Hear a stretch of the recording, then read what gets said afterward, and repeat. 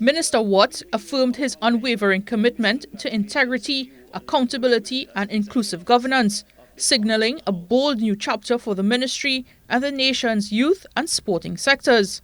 And what this government is committed to delivering is leadership anchored in integrity, equity, and a genuine commitment to national development, particularly in the areas of youth empowerment and sport, where past neglect must now give way to bold and purposeful action, Mr. Speaker. Calling for a departure from past inefficiencies, Minister Watts outlined a strategy of reform aimed at maximizing value for every taxpayer dollar.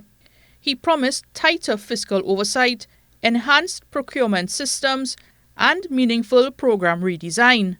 Minister Watts announced the introduction of pre-tender audits, real-time project monitoring, and strict variation controls to ensure transparency and accountability across all ministry-led initiatives.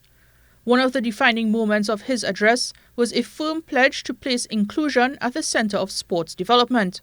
Minister Watts recounted recent visits to the Special Olympics National Games at the Hazley Crawford Stadium, highlighting the urgent need for better accessibility for differently abled citizens, not just athletes, but fans.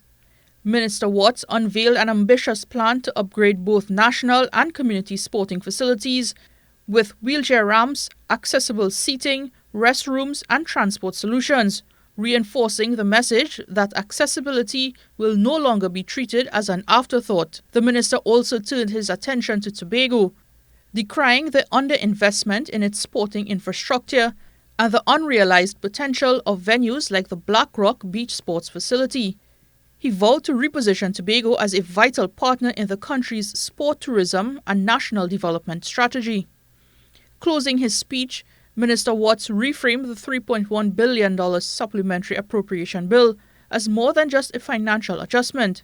Instead, he called it a recalibration of national priorities and an investment in people, equity, and results-driven governance.